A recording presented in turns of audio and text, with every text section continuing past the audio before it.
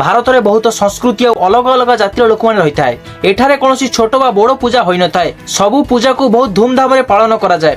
ଆଉ ସେ ପୂଜାରେ ନାଚ ଗୀତ କରିବା ପାଇଁ କିନ୍ନର ମାନେ ବି ଆସିଥାଏ। ଆମର ଏ ସମାଜରେ ପୁରୁଷ ଓ ମହିଳାକୁ ନେଇ ଗଠିତ ହୋଇଥାଏ, କିନ୍ତୁ ଏ ସମାଜରେ ତୃତୀୟ ପୁରୁଷ ବି ରହିଛି, ଯାହାର ନାଁ କିନ୍ନର ବା ହିଞ୍ଜିଡା ବା ଅର୍ଦ୍ଧ ନାରୀଶ୍ୱରୀ ବୋଲି କୁହାଯାଏ, ଯାହାକୁ ଶିବ ଭଗବାନର ପ୍ରତୀକ ବୋଲି କୁହାଯାଏ, ଯାହା ମଧ୍ୟରେ ପୁରୁଷ ଓ ମହିଳାଙ୍କର ଗୁଣ ରହିଥାଏ। ଯେଉଁ ସ୍ଥାନରେ ଶିବ ଭଗବାନଙ୍କୁ ଅର୍ଦ୍ଧ ନାରୀଶ୍ୱରୀ ବୋଲି ପୂଜା କରାଯାଏ, କିନ୍ତୁ ସେ ସ୍ଥାନରେ କିନ୍ନର ମାନଙ୍କୁ ସମାଜରେ ଚଳିବାକୁ ଦିଆଯାଏ ନାହିଁ। କିନ୍ନର ବିଷୟରେ ମହାଭାରତରେ ମଧ୍ୟ ଲିଖିତ ରହିଛି। ଯେତେବେଳେ ଅର୍ଜୁନ ଚିତ୍ରସେନ ଠାରେ ନୃତ୍ୟ ବା ସଙ୍ଗୀତର ଶିକ୍ଷା ଗ୍ରହଣ କରିଥିଲେ, ସେତେବେଳେ ଇନ୍ଦ୍ରର ଅପ୍ସରା ଉର୍ବଶୀ ଆସିଲେ ଆଉ ଅର୍ଜୁନକୁ କହିଲେ, ମୁଁ ଆପଣଙ୍କୁ ଭଲ ପାଏ। କିନ୍ତୁ ଅର୍ଜୁନ କହିଲେ, ଆପଣ କୁରୁବଂଶର ଜନନୀ ହେବା କାରଣରୁ ଆପଣ ମୋର ମା ସମାନ, କଣ ମାକୁ ଭଲ ପାଇବା ଉଚିତ ଅଟେ?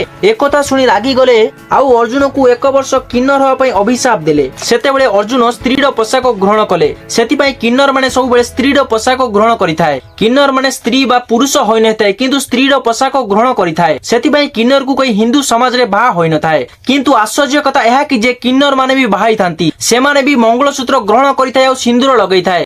ଆଉ ପତି ମରିଗଲା ପରେ ବିଧବା ମଧ୍ୟ ହୋଇଥାଏ। ସମାଜରେ ଥିବା ପୁରୁଷଙ୍କୁ ନୁହଁ, ସେ ନିଜ ଭଗବାନଙ୍କୁ ବାହା ହୋଇଥାନ୍ତି। ଆଉ ଏ ବାହାଘର କିନ୍ନର ମାନଙ୍କ ପାଇଁ ବହୁତ ପୁଣ୍ୟଜନକ ହୋଇଥାଏ। ଏ ବାହାଘର କୁଗାଁଓ ନାଁ ଗୋଟେ ଗାଁରେ ହୋଇଥାଏ। ଆଉ ଏ ଗାଁ ତାମିଲନାଡୁରେ ଅବସ୍ଥିତ। ବାହାଘର ହିନ୍ଦୁ ପରମ୍ପରା ଅନୁସାରେ ହୋଇଥାଏ। ହିନ୍ଦୁ ବାହାଘର ପରେ ବହୁତ ଗୁଡିଏ ରସମ ବି ମଧ୍ୟ ରହିଥାଏ। ହଳଦୀ ମେହେନ୍ଦି ସଙ୍ଗୀତ ବି ମଧ୍ୟ ଏ ବାହାଘରରେ ହୋଇଥାଏ। ଆଉ ଏ ବାହାଘର 18 ଦିନ ହୋଇଥାଏ। 17 ଦିନରେ ସେମାନଙ୍କୁ ମଙ୍ଗଳସୂତ୍ର ପିନ୍ଧେଇଥାଏ। ପୁରୋହିତ ସେମାନଙ୍କୁ ମଙ୍ଗଳସୂତ୍ର ପିନ୍ଧେଇଥାଏ। ଆଉ ଏ ବାହାଘରରେ କୌଣସି ବୟସ ସୀମା ନଥାଏ। 18 ବର୍ଷରୁ 80 ବର୍ଷ ପର୍ଯ୍ୟନ୍ତ ସମସ୍ତେ ଏ ବାହାଘରରେ ଆସିଥାଏ। ଆଉ କିନ୍ନର ସମାଜ କହିଥାଏ ଏ ବାହା ହେଲେ ସେମାନଙ୍କୁ ବହୁତ ପୁଣ୍ୟ ଅର୍ଜନ ହୋଇଥାଏ। ଆଉ ଏ ବାହାଘର କୌଣସି କିନ୍ନର ବା ପୁରୁଷ ସହିତ ନୁହଁ, ଇରାବନ ଭଗବାନଙ୍କ ସହିତ ହୋଇଥାଏ। ଆଉ ବାହାଘରର ପରଦିନ ସେମାନେ ଇରାବନ ଭଗବାନଙ୍କୁ ନେଇ ବୁଲନ୍ତି। ଆଉ ରାତି ହେଲା ମାନେ ସେମାନେ ଭଗବାନ ଇରାବନକୁ ଭାଙ୍ଗି ଦେଇଥାଏ। ଆଉ ସେବେଠୁ ହିନ୍ଦୁ ଧର୍ମ ପରି ସେମାନେ ବିଧବା ମଧ୍ୟ ହୋଇଥାଏ। ସେବେଠୁ ସେମାନେ ବିଧବାର ଜୀବନ ଯାପନ କରନ୍ତି।